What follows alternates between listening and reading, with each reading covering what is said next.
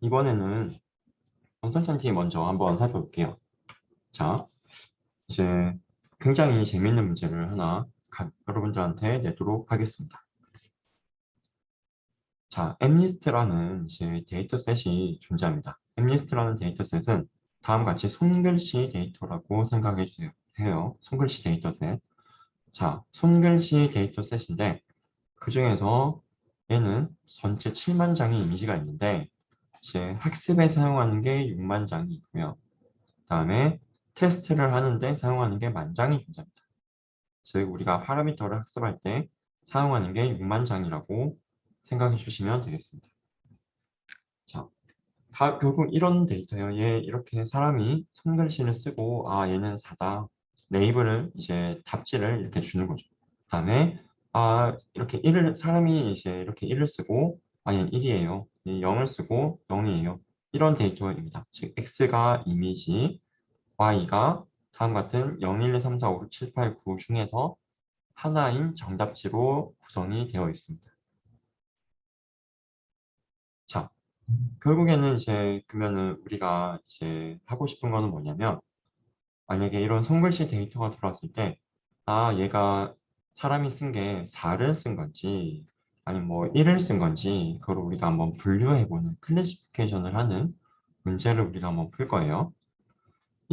그 중에서 이 데이터셋은 이제 뭐 컬러도 없고 그죠? 그다음에 뭐 배경도 사실은 없습니다. 배경도 이제 다 지워져 있기 때문에 굉장히 쉬운 데이터예요. 그래서 이제 대부분의 모델들이 이제 테스트 어큐러시가 거의 100에 100%에 가깝게 나옵니다. 즉, 이 말은 이 만장의 데이터에 대해서 대부분 다 맞춘다는 거예요. 우리가 이제 머신러닝 모델을 가지고 이제 잘 활용을 하면 뭐 여러분들 뭐 딥러닝 이런 말 들어봤을 텐데 딥러닝을 활용하면은 굉장히 이제 비교적 쉽게 우리가 달성할 수가 있게 됩니다. 자, 그래서 이제 이런 엠리스트 데이터는 이제 굉장히 쉽기 때문에 여러분들이 앞으로 뭔가 좀 새로운 주제로 연구를 한다, 뭐 새로운 이런 분류로 뭐 과제를 한다든지, 뭐 주제를 연구를 한다든지, 아니면 어디 대회를 나간다든지, 좀 새로운 알고리즘을 만든다든지 그런 일을 할 때 가장 먼저 보통 엠리스트에 대해서 먼저 실험을 합니다. 왜? 가장 쉽고 빠르게 확인할 수 있으니까. 그런데 여러분이 만약에 새로운 알고리즘 만들었는데 그게 엠리스트에서 만약에 잘 안 된다? 그건 다른 데이터에서도 좀 안 될 가능성이 커요. 개인적으로. 예. 물론 이제 엠리스트에서 잘 된다. 그러면은 다른 데서도 또 잘 된다는 보장은 없긴 합니다. 하지만 이제 그만큼 엠리스트는 너무나 좀 이제 다른 데이터에 비해서는 좀 쉬운 데이터라고 생각해 주시면 될 것 같아요. 하지만 이제 가장 널리 활용되는 데이터 중에 하나이긴 합니다. 자, 그러면은 이제 이걸 가지고 제가 이제 그 다음 장에서 문제를 하나 낼 건데 한번 한번 이번 장부터 한번 잘 이제 봐주세요. 자, 결국에는 이제 우리가 뭐 뉴럴 네트워크, 그다음에 뭐 딥러닝 막 이런 말 많이 하는데 뭐 요거에 대해서는 이제 나중에 우리가 구체적으로 배울 거고 일단 여기서는 컨셉만 한번 같이 보도록 할게요. 컨셉만. 자, 이런 데이터가 하나 들어갑니다. 데이터가 하나 들어가고 여기에서 이제 뭐 어떤 과정이 이제 뭐 쭉쭉쭉 일어나요. 그냥 이제 뭐 그렇게 이제 어려운 건 아니고 말씀드리면 그냥 행렬 이제 다음 같은 우리가 이제 앞에서는 베타라고 많이 배웠던 그런 파라미터 그리고 이제 또는 웨이트 지금은 이제 다 같은 의미라고 생각해 주시면 됩니다. 파라미터나 웨이트나 다 같은 말로 그러면은 데이터가 있으면 거기에 이제 웨이트를 곱하고 그다음에 여러분들 아마 뭐 하이퍼볼릭 탄젠트 그런 거 배웠는지 모르겠냐 아니면 우리 시그모이드는 배웠죠. 우리 그죠 수업 때 시그모이드에 이제 WX X라는 거는 주어져 있죠 이미지로 W라는 거는 이제 우리가 처음에는 랜덤하게 초기화를 하고 점점 최적화가 되는 대상입니다. 그 다음에 이제 우리가 또 다른 W를 곱해주고 또 시그마 그죠? 또 그러면 이 결과물에 또 W 곱해주고 또 시그마 그 과정을 계속 쭉 깊게 여러 번 반복하는 거예요. 그러고 나면 이제 좀 이 이미지를 잘 이해할 수 있는 특징들만 우리가 잡을 수 있게 된다는 거예요. 여기는. 이제 예를 들어서 뭐 이상적으로는 이제 얘가 좀 4라고 하면은 정말 그 4와 좀 관련된 좀 중요한 부분들만 좀 집중이 여기에서 뽑아진다는 거예요. 자, 다시 한번 보면은 x가 이렇게 이미지 하나로 주어지고 여기에 이제 뭐 wx 그죠? 그 다음에 뭐 시그모이드 같은 거 하고 여기 또 w 곱하고 또 시그모이드 또 w 곱하고 시그모이드 이런 식으로 쭉쭉쭉 가면 얘는 이제 우리가 다음 같은 이제 히든 레프레젠테이션이라고 이제 많이 부르는데 어쨌든 이 용어 자체가 이제 뭐 지금 당장 중요하기보다는 이제 x보다는 얘를 이제 우리가 다음과 같이 이제 파라미터 곱하고 그다음에 이런 시그모이드와 같은 이제 비선형 함수를 씌워주고 또 다른 웨이트 곱하고 파라미터 곱하고 또 시그모이드 비선형 함수 씌워주고 이런 것들을 반복하게 되면 우리에게 좀 이제 좋은 즉 4와 좀 약간 밀접한 관계가 있는 그런 부분들만 우리가 집중이 된다는 겁니다. 가지고 추출할 수 있다는 거예요. 중요한 정보만 좀 추출해 준다. 그래서 이제 의미 있는 좀 표현을 추출해 주는 거다라고 생각해 주시면 됩니다. 왜 이게 의미 있게 되냐? 결국엔 이런 W들이 다 최적화가 되는 거예요. 얘가 좀 더 의미 있어지게 하는. 이 W들을 최적화하는 방식은 우리가 배웠던 그라디언트 디센트와 동일합니다. 하지만 이제 그에 대한 좀 구체적인 내용들은 이제 여기서 다루진 않겠습니다. 자, 그 다음에 결국에는 이제 그러면은 이제 우리가 결국 하고 싶은 거는 결국에는 이제 4라는 이미지를 놓고 그죠? 이거와 좀 주요한 정보들만 뽑아낸 다음에 의미 있는 특징만 뽑아낸 다음에 그다음에 얘가 그래서 뭐 0일 확률, 뭐 1일 확률, 2일 확률, 3일 확률 쭉쭉쭉 가서 이제 9일 확률. 왜? 우리가 0부터 9까지 있다고 제가 말씀드렸죠. 그거를 이제 우리가 내뱉게 됩니다. 이렇게. 다음과 같이. 즉 얘는 우리가 몇 디멘전일까요? 얘는 10 디멘전이라고 볼 수 있겠죠. 10 디멘전. 왜? 0일 확률, 1일 확률, 2일 확률, 3일 확률 쭉쭉쭉 가서 9일 확률까지 나오는 겁니다. 그죠? 자, 즉 이제 0일 확률이 0.7, 그다음에 9일 확률이 0.1 된다는 겁니다. 자, 그랬을 때 모델이 이제 우리 여기 나와 있는 이제 모델이 그죠? 여기 나와 있는 모델이 어느 정도 확신을 하고 있냐 한번 생각을 해볼게요. 확신하는 정도.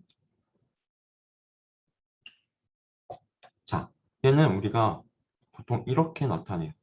맥스 값으로. 즉, 얘가 뭐 0일 확률이 딱 어떤 숫자일 확률이 자, 0.7, 70%라고 찍었어요. 그럼 얘는 좀 비교적 큰 확신을 갖고 있는 거예요. 왜? 이 중에서 일단 가장 큰 값은 0.7이겠죠. 근데 만약에 모델이 만약에 나는 0일 확률이 0.2, 1일 확률이 또 0.2, 뭐 2일 확률이 또 0.2, 뭐 3일 확률이 0.1 이렇게 쭉쭉쭉 갈 수 있겠죠. 그러면은 이때는 맥스 값이 0.2가 될 겁니다. 그죠? 그럼 이때는 모델이 예측은 하는데 약간 좀 자신 없게 예측을 한 거죠. 그러면 맥스 PI, 맥스 값이 이 중에서의 맥스 값이 0.2가 되는 거니까 좀 컨피던스가 낮구나. 그죠? 그 다음에 우리는 좀 이제 다음과 같은 상황에서는 컨피던스가 높구나 라고 생각을 할 수 있습니다. 즉, 컨피던스라는 거는 모델이 내뱉은 값이 얼마나 이제 모델이 확신하는지를 의미하는 지표로 생각해 주시면 될 것 같아요. 그래서 다음과 같이 이제 모델이 결국 내뱉는 확률값, 0일 확률, 1일 확률, 2일 확률 쭉쭉쭉 하는데 그중에서 가장 큰 값을 컨피던스라고 하고 얘가 얼마나 크냐에 따라서 우리가 모델이 얼마나 확신하고 있냐로 많이 생각을 합니다. 자, 여기서 이제 문제를 우리가 한번 내볼게요. 자, 두 개의 문제를 낼 건데 한번 생각을 한번 해보시면 자, 우리 아까 여기 4는 레이블 4, 자, 여기 4라고 적힌 거는 정답지 4, 1이라고 적힌 거는 정답지 1 이렇게 해서 우리가 정답지를 제대로 준 다음에 이제 학습을 해요. 그랬을 때 이제 이제 트레이닝 정확도도 100%, 테스트 정확도도 100%에 가깝게 나온다는 겁니다. 트레이닝은 이제 우리가 여기 6만 장을 이제 우리가 답지를 주고 학습을 한다는 거예요. 그죠? 즉, 무슨 말이냐면, 트레이닝에서는 이제 이미지도 있고 정답지도 있고, 이걸 가지고 우리가 열심히 공부하는 거. 여러분들 문제집 가지고 공부하는 거죠. 문제 있고, 답지 있고. 그다음 테스트는 뭐다? 이제 뭐 수능이라고 생각하시면 됩니다. 문제만 있는 거죠. 답은 없고. 그랬을 때 이제 그래도 99% 찍는다는 건데, 나온다는 건데, 표시가, 자, 그죠? 트레이닝은 100%가 나오고, 왜? 애초에 뭐 정답이 있는 걸 우리가 뭐 다 열심히 공부하니까. 자, 근데 이번에 우리가 만약에 레이블을 랜덤하게 섞었다고 한번 가정을 해보겠습니다. 레이블을 랜덤하게 섞었어요. 즉, 얘는 실제로 4죠? 근데 얘를 우리가 3이라고 정답을 주는 거예요, 모델한테. 얘는 3이야라고 알려주는 거. 이제 얘는 또 5라고 알려주는 거. 얘도 또 2라고 알려주는 거. 정말 랜덤하게 우리가 그냥 한 겁니다. 만약에 랜덤하게 이렇게 섞었으면 이제 트레이닝에 대한 어큐러시는 얼마가 나오게 될까요? 트레이닝 정확. 즉, 마치 그걸로 생각해 주시면 됩니다. 여러분들이 이 문제를 푸는데, 문제집을 푸는데, 문제집의 정답이 다 랜덤하게 섞여 있어요. 어쨌든 근데 여러분이 그 문제집을 여러 번 반복해서 공부를 하는 거예요. 그 이상한 답지로. 그럼 나중에 여러분이 그 문제집에 있는 모든 문제들을 다시 다 풀 수 있냐? 그거를 말해주는 겁니다. 지금 트레이닝 오큐러시는. 트레이닝은 이제 문제집, 테스트는 뭐 수능이라고 생각하시면 돼요. 근데 이제 트레이닝 오큐러시는 이렇게 해도 100%가 나와요. 만약 우리가 이제 아까 말씀해 드렸던 뭐 딥러닝을 쓰면 그냥 다 외워버리면 되는 거니까. 아, 얘가 3이라고 알았어. 아, 얘가 5라고 알았어. 근데 약간 길어진 건 얘는 2라고 알았어. 그냥 다 외워버리는 겁니다. 그래서 트레이닝 오퍼레이션 이제 100%가 나옵니다. 테스트 오퍼레이션은 이제 뭐 10%예요. 왜냐면 애초에 이제 우리가 그냥 답을 이렇게 외운 거지 정말 얘를 이해한 건 아니니까 나중에 테스트에서 우리가 처음 보는 뭐 이런 게 데이터가 나오면 그죠? 처음 보는 이제 뭐 이렇게 생긴 1 같은 게 나오면 얘가 1이라고 판단 못 합니다. 그래서 이제 0과 9 사이에서 그냥 하나 찍어요. 그럼 10개 중에서 하나 찍는 거니까 10% 정도가 나옵니다. 트레이닝은 100%가 나옵니다. 자, 근데 이거보다 이제 더 재밌고 중요한 문제 하나 갈게요. 자, 이번에는 우리가 셔플을 안 할 거예요, 셔플을. 이제 셔플을 안 하고, 이제 우리가 아주 잘 학습된 이제 뭐 뉴럴 네트워크 모델 또는 뭐 인공신경망, 뭐 딥러닝, 뭐 여기에 뭐 이제 그런 게 있다고 가정해 보겠습니다. 즉, 이제 우리는 이제 완벽한 모델이 있는 거예요. 자, 그럼 이제 숫자 0은 이제 0이라고 잘 판단하고 숫자 1은 또 1이라고 잘 판단합니다.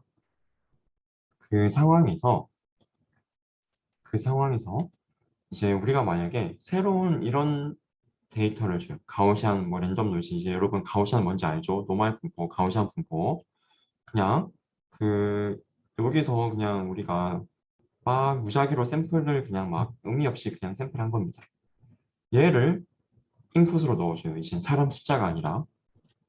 그러면 모델이 얘를 뭐라고 판단할까 궁금하지 않나요, 여러분?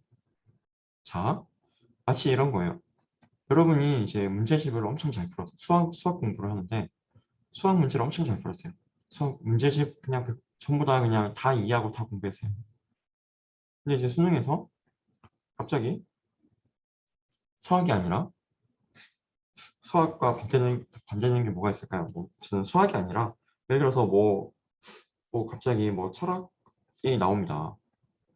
좀 철학과 관련된 문제가 나요. 우리는 철학을 안 배웠죠. 그러면은 이제 우리는 뭐 답을 모르겠다 하고 이제 답을 못 쓸 겁니다.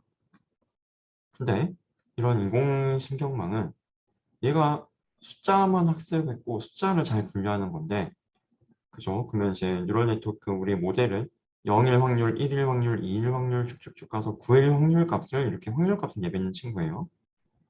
근데 얘 이런 애가 들어가도 이제 우리는 이상적으로는 이제 숫자가 아니니까 얘가 예일 확률 10%, 예일 확률 10%, 예일 확률 10% 이렇게 왜 모르니까 그냥 이제 다 이렇게 10%씩 나오길 기대하게 됩니다. 좀 이상하네. 어느 숫자인지 모르겠다. 이렇게 나오길 기대하는데 실제로 이렇게 되냐? 아닙니다. 이제 예를 들어서 9일 확률이 한 90% 나오고 이제 뭐 2일 확률이 한 5% 나오고 뭐 1일 확률이 5% 나오고 어느 하나로 그냥 찍어버리는 겁니다. 실제로 모르는 거인데 하나로 그냥 찍어버린다. 굉장히 이상하죠. 그죠? 어쩌면 또 반대로 생각하면 사람하고 비슷하다고 생각할 수도 있습니다. 사람도 이제 뭐 시험 점수를 위해서 그죠? 모르는데 찍죠. 이제 모른다고 안 하고 어떻게 보면은 뭐 굉장히 유사하다고 할 수 있지만 사실은 이제 우리가 만약에 뭐 이러한 이제 인공지능 알고리즘을 여러 가지 이제 결국에는 의사결정을 하는 데 쓸 건데 예를 들어서 이제 의사가 뭐 판단을 내릴 때 그죠? 그럴 때 아니면은 우리가 뭐 자율주행을 할 때 그죠? 이런 거를 할 때 우리가 만약에 모르겠으면 자율주행을 할 때 이제 뭐 앞에 사람이 있냐 없냐를 우리가 이제 자율주행의 이제 카메라로 판단할 건데 모르면은 모른다라고 이제 경고를 알려줘야지 사람이 그래 너 모른다고 알았어 그럼 이제 내가 볼게라고 하겠죠. 근데 이런 인공지능 알고리즘이 모르면서 사람이 있는지 없는지 잘 판단을 못하고 있으면서 사람이 없다 뭐 휴먼 90% 확률로 사람이 없습니다 라고 하면은 이제 진짜 그걸 믿어버리면 큰 사고가 발생할 수 있는 거예요. 그죠? 그래서 이런 문제를 이제 우리가 해결하려면 이러한 이제 인공지능 알고리즘의 문제점을 우리가 해결해야 되지 않겠냐라는 겁니다. 자, 그래서 한번 이제 살펴보면은 이제 뭐 요런 이제 이시이라는 것을 우리는 이제 많이 써요. 자, 얘가 이제 좀 약간 복잡해 보이지만 어떤 의미인지 한번 살펴보도록 하겠습니다. 얘가 좀 일반적인 인공지능 알고리즘이라고 생각해 주시면 될 것 같아요. 일반적인 인공지능 알고리즘. 이런 식으로 많이 작동을 합니다. 자, 어떤 거냐면 이제 한번 보시면은 자, 컨피던스라는 거 기억이 나시나요? 컨피던스라는 거.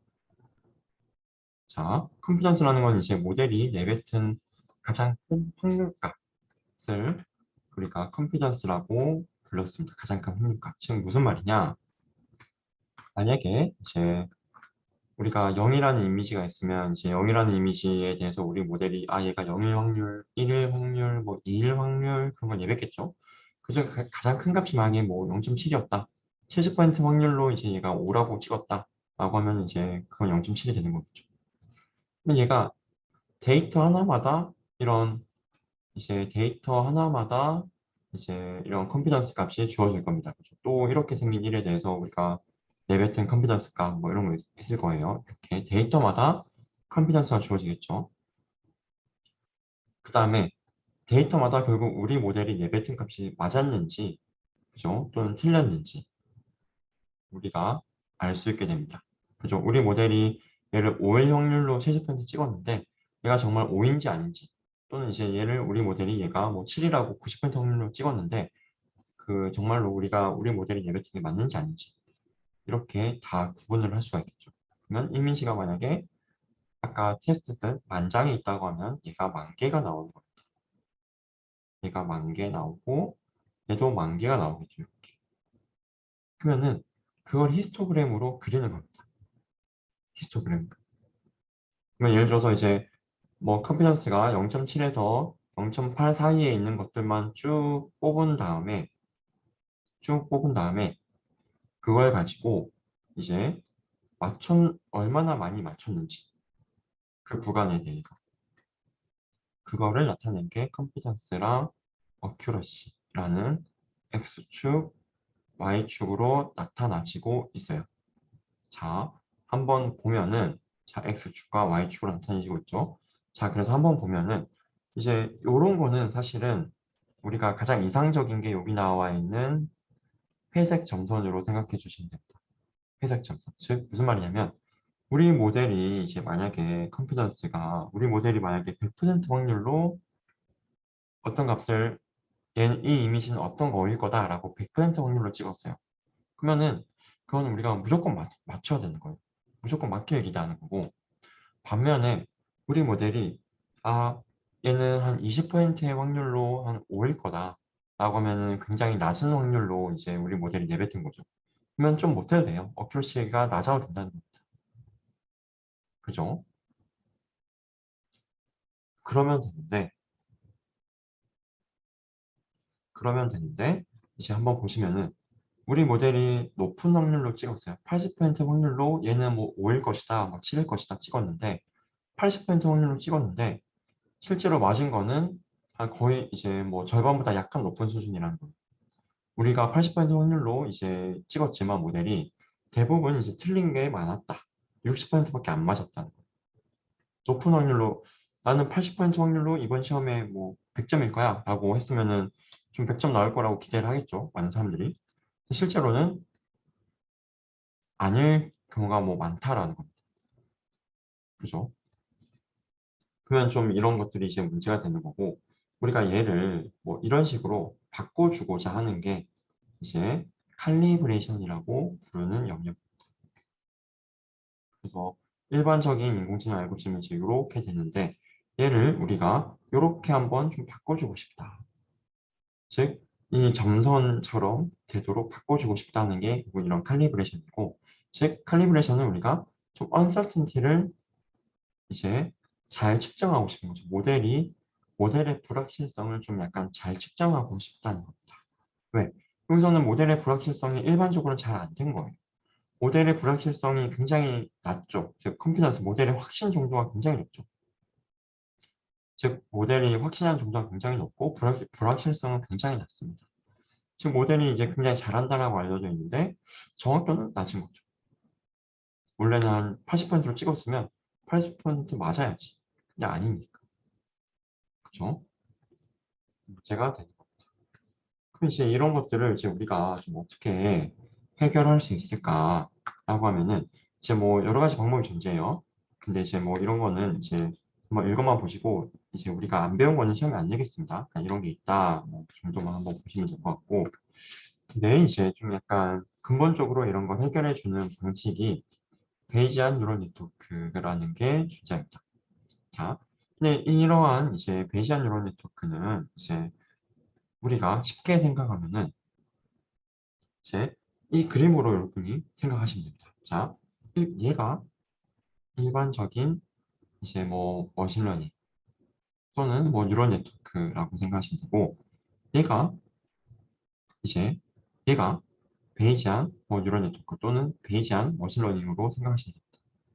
자, 무슨 말이냐면 자, 여기서 이제 여러분 뭐 로지스틱 리그레션 같은 거 배웠죠. 그러면 결국 베타 값이 몇 개 나와요? 그죠? 이 베타 값은 한 개 나옵니다. 한 개. 최적의 베타 한 개 찾는 거예요. 그죠? 리니어 리그레션에 대해서 우리가 베타 값 최적화했죠. 최적화해서 결국 나오는 게 몇 개 나오죠? 얘의 최저값, 얘의 가장 좋은 값, 최적화된 값, 결국 하나를 우리가 찾는 겁니다. 그게 우리가 일반적인 머신러닝 또 일반적인 뉴럴 네트워크라고 생각하시면 되고 베이지안 뉴럴 네트워크, 베이지안 머신러닝은 이런 베타가 이런 베타를 분포로 접근, 분포. 이제 우리가 좀 약간 확률 통계를 왜 배웠는지 다시 한번 이제 우리가 깨닫게 되는데요. 즉, 만약에 이제 우리가 로지스틱 리그레션 같은 경우에 뭐 이런 식으로 우리가 표현을 했습니다. 그죠?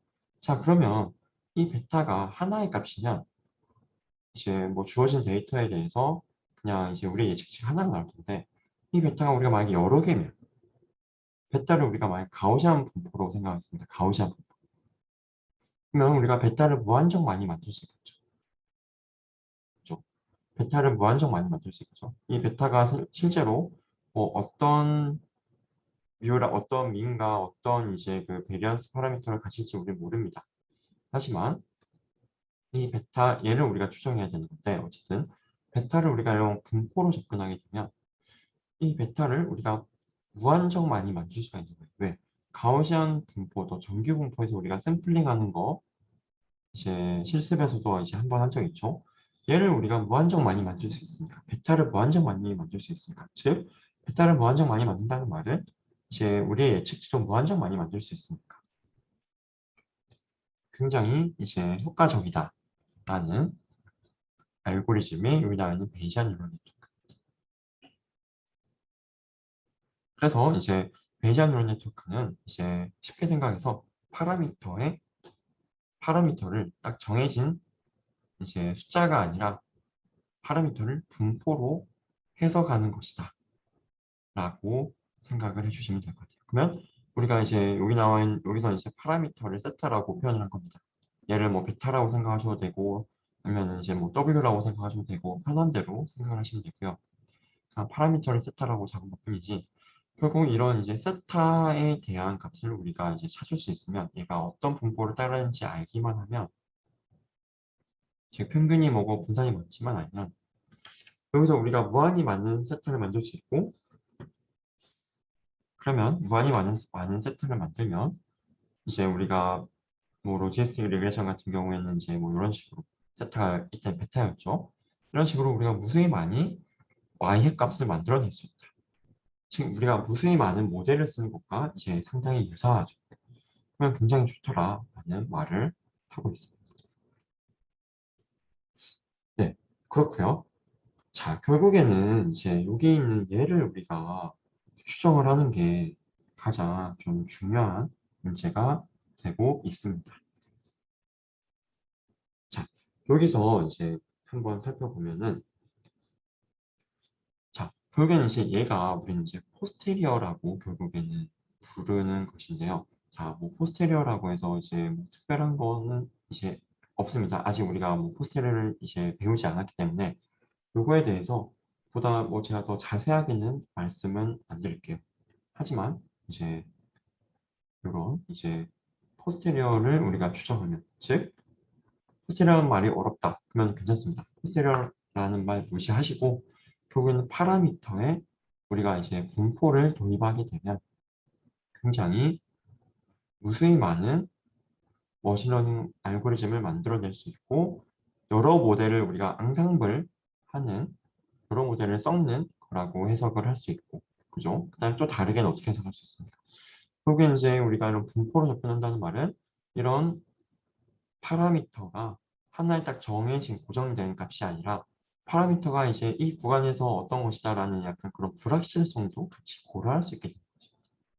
그래서 굉장히 좋다라는 해석을 할 수가 있습니다.